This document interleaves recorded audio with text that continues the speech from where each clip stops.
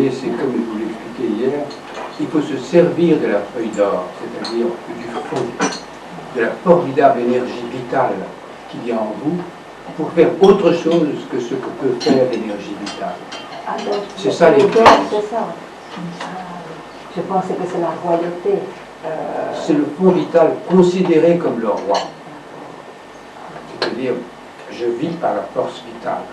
Mais le roi n'est pas de la force vitale. Une première force vitale dont il s'agira de se séparer pour conquérir la vraie force vitale que la première force vitale masquait. C'est ça le roi. C'est celui qui est capable de séparer les fleuves, excusons, qui unit les deux royaumes. Capable, quoi, finalement, de se séparer de lui-même comme première donnée. Et donc la feuille d'or, c'est... Première donnée, c'est la base, vous voyez, c'est la base ici, c'est le sol, c'est notre sol. Vitalité, la vitalité. Ce fleuve, ce courant de vie, une formidable puissance. Pourquoi?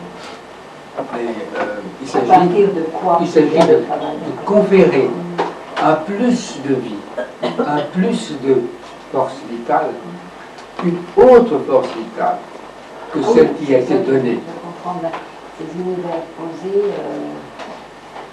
Et c'est ça le sens de la fleur qui sort de la fleur, qui sort de la fleur, qui sort de la fleur, mais qui sort d'un état achevé et qui tend vers l'achèvement conçu autrement que le premier achèvement. Oui, l'extraction. J'extrais d'une fleur la fleur, c'est-à-dire le sens de l'épanouissement de tout. Et ainsi à l'infini. À l'infini, donc, oui, vous avez dit dont on ne sait rien, puisque ça va être quelque chose qui sort de quelque chose d'achevé déjà, et qui est plein de promesses, mais je ne sais pas lesquelles. J'ai à les percevoir intuitivement, directement. Si je ne les reçois pas intuitivement, je les déduis par réflexion et par cérébralité. Je dis, les nouvelles valeurs sont plus intéressantes que les anciennes valeurs.